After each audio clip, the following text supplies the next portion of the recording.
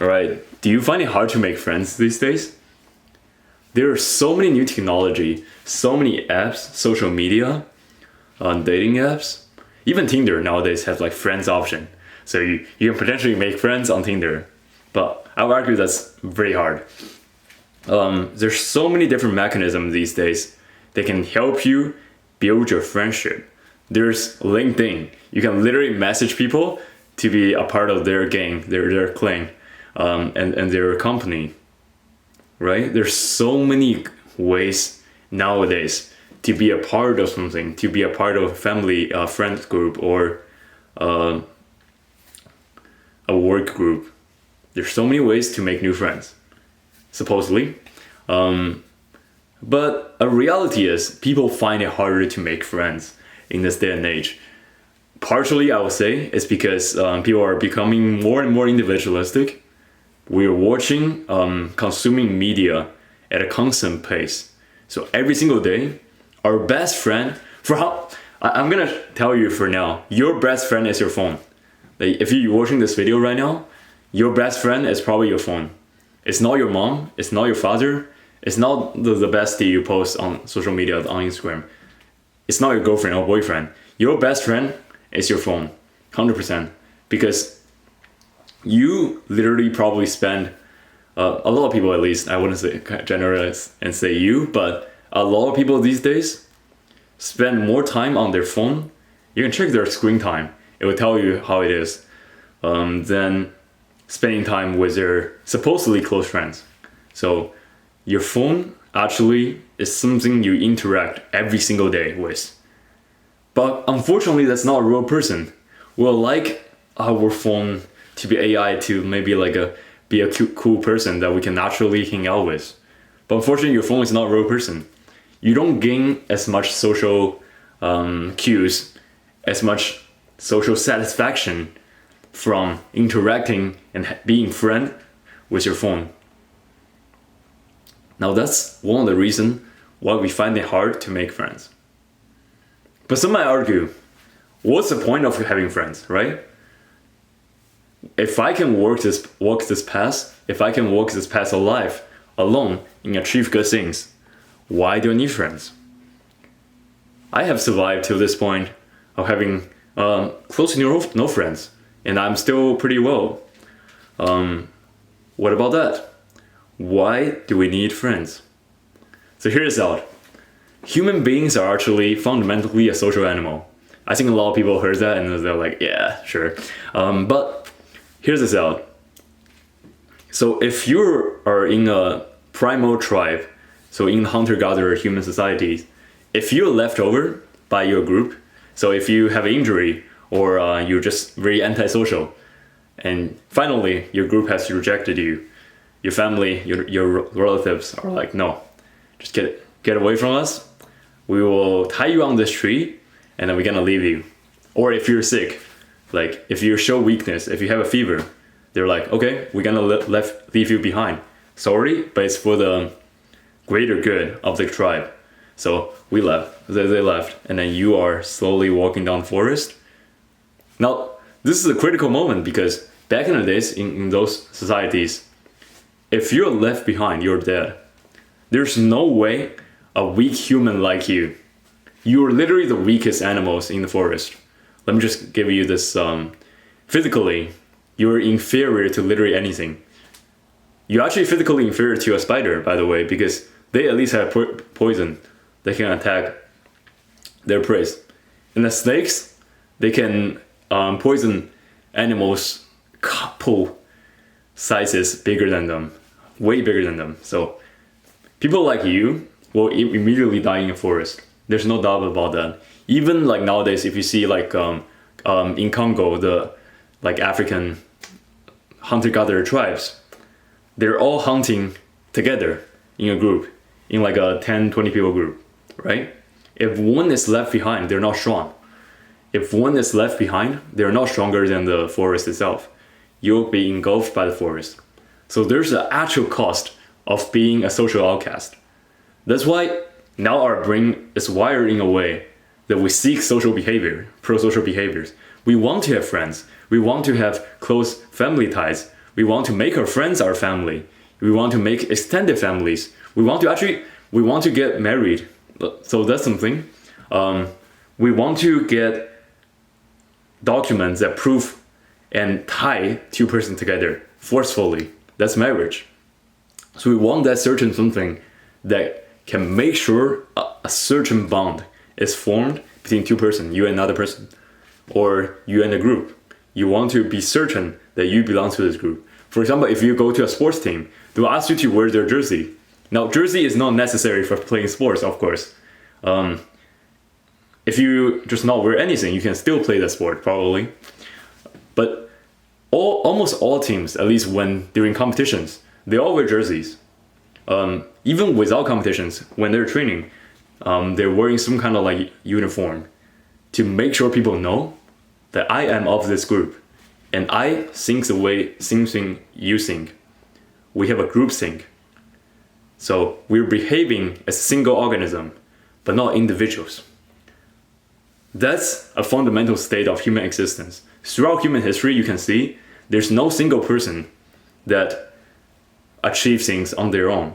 Even Isaac Newton, a genius, once in a thousand year genius scientist and mathematician, he didn't come here to this high point and propose human society in a way better place by himself. He was standing on the shoulders of giants. He was using his friends and his colleagues' talents at the same time to propose himself in understanding the natural world, to propose himself to understanding the society around him. So that's actually a pro-social behavior that he's doing that make him a better person. Obviously, throughout history, we have wars, war bands, countries, royalties. These people are all bounded by blood. So if a medieval lord is trying to rule his land, he has way bigger land that he can possibly rule on himself. Now he will give, in every culture, like I'm not saying in specific one culture this happens, in every single human cultures, they will always give these positions, these high ranking positions to rule certain rural areas to their specific blood related relatives or their royal supporters. So people they know for a fact they can trust. Now, how does this apply to real world today? Why do you need to build a tribe, an alliance of heroes in your own term? Why do you need a group of friends that are independently strong and coming together? You guys are superpowered. Why do you need this? It's because precisely, so for example, in modern societies, applying the same principles that a royal lord is giving his land to his royal supporters or blood-related relatives. Same thing is happening today. If someone's running a company, they will want to hire not the most talented people, I'm sorry, but the people, they're talented, of course, but they show loyalty to them. Loyalty is very important because if you run a company, you don't want someone that's capable but potentially treacherous. They might steal your progress and take this company away from you. Steve Jobs was voted out of Apple as CEO because the team he was leading at the time has decided we can do this on our own.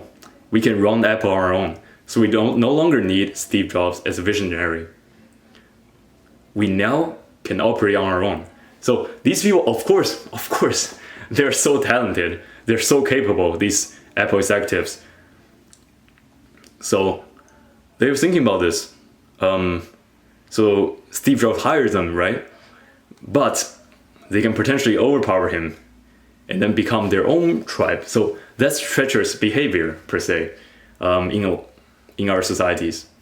And if you want to get a job right now, the best way is not to improve yourself like infinitely and then write a lot of good things on your resume and go on like websites like Indeed to find a job that everyone else has access to. the best way to get a job is through something called a third door technique. So essentially, this is the idea of, for example, every nightclub has 3 doors. The first door is the front door, where people wait in line. And if you're a girl, sometimes, you get in for free through these kind of processes by waiting in the front door. So this door is for the public. The second door is for the private VIPs. So the second door may be, again, Steve Jobs. If he's like into clubbing, he'll be on a night out. And then because he's famous and important, he's going through the VIP door. Now, that's the second door. The third door is, and remember, there's always a third door. There's no organizations and companies that doesn't have the third door. Think about this. So the third door is a door where you can enter through the kitchen staff, through the people working there, by potentially networking and then making friends with the chefs, making friends with the cooks there, and making friends with bouncer, and getting through a mechanism like the third door. So this specific mechanism, which is kind of like a back door, always exists in our societies through human connections. Because if people know they can trust you, if you build human-to-human connection first before applying for a job, if you DM or DM in real life to your potential boss, right? There's way stronger chance if you are building a good relationship with them. There's a way better chance for you to get hired, because now they know who you are and they can potentially trust you. Will they trust someone has amazing looking resume that applied online? Probably not, because they're not sure what kind of person they are by a simple interview, right? It's hard to get at what a person truly has. So they're looking for qualities that can showcase your loyalty to their cause and to their purpose. Now, this also gives another point. Why do you need to have a group of good friends that are supportive and they're propelling each other to become better? Now, throughout history, I'm just gonna trace like human history a little bit by bit. Throughout history, the greatest achievements of mankind are built through group efforts. So who do you know that's famous in Greek philosophy, for example? I'm just giving a random example. So Greek philosophy, who's important? Plato, Aristotle, right? People like this. And these people are actually in a certain social group. And who's important in Chinese Eastern philosophy? Mencius, Confucius, Lao Tzu. These people are also in a social circle, because historically these are like, they know each other. They're probably friends and mentors of each other.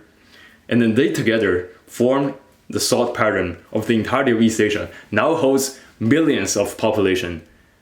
Their influence is gigantic. So is Western philosophy. Now, these people are all in small groups, right? Aristotle is the teacher of Alexander the Great, also another important figure in human history. He changed conquest and the way culture spread fundamentally for the entirety of Europe and Western Asia, right? Think about this. These people are important people, but individually, are they gonna achieve as much individually? Or is it because they have a really nice group, a nice alliance of heroes, that they can help each other and become better through their lives? In your life, this is achievable.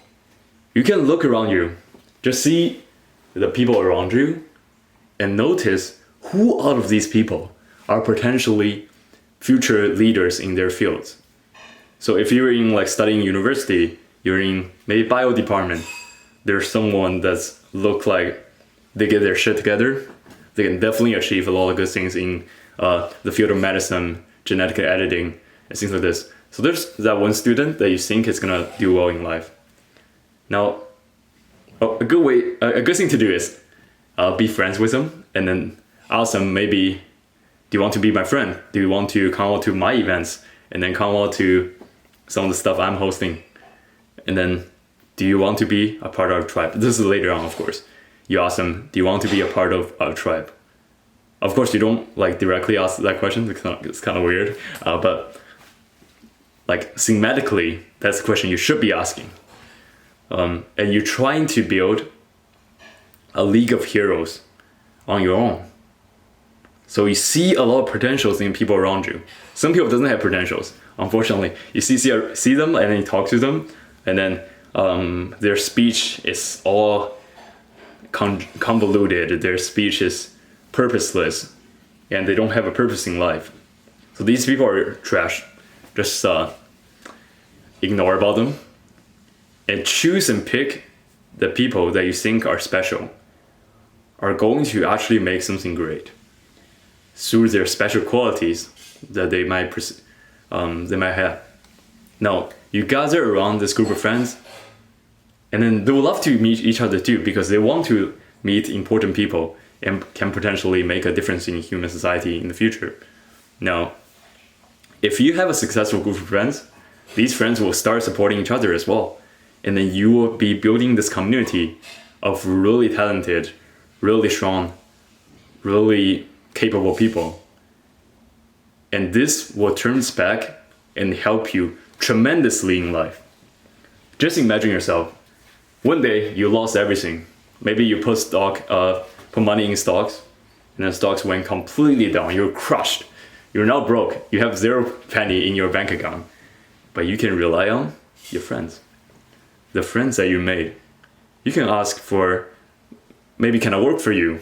They might be having a $1 million industry, $1 million company by then. You ask them, we know each other for so long. I can be completely truthful to you. Can I work for you? And then they normally just say no, but you have such a strong group of friends that you can try this with any other friend. And you can potentially get lifted up from your horrible situations. And you can also support them when they're having a bad time, because you are then capable of helping them. And you know they're going to help you back. Now, historically, human beings have been relying on their family. So blood-related, genetically related relationships. These have strong flaws. It's because, what if your dad is a loser? Like, what if your mom is a loser? A lot of people's moms are losers. And to be completely honest with you, based on what I see, specifically, so we don't choose our parents. Our parents might not be as powerful as our minds are. So sometimes, maybe we're just still a bad hand. Our parents are not very talented. They're not in their best. They're not doing their best in life. Now, we can find people around us. There's always people doing best in their life, and ask them to become our mentors. Ask that person that I really admire to be my father instead of my actual father, right? By choosing the kind of person you associate yourself with, you have more choice, you have more power, you have more potential to grow in your life. So, I want to stress the idea of selected families. So, if you prioritize selected family before your actual family, blood-related family, those people that you now call family, those selected family, so your friends that you're incorporating in your life, like as if they're your family members, they are gonna be so much more powerful because you handpick them based on their merits. You handpick them because they're amazing in what they do. You handpick them because they are your heroes. And you are their heroes. Together, you will achieve great things. Together, you will change the course of history. Together, you'll make great things happen. So, be kind to your friends and invite people you really admire to be a part of your friend group. And then slowly but surely, make your friend group family-like. Make it into a tight-knit family. So then you guys support each other as if you're blood related. How powerful this is. How powerful is this message? How powerful if you can actually incorporate it in your life. And if you want to incorporate it in your life, you can do it. If there's a thought, there is a way to do it.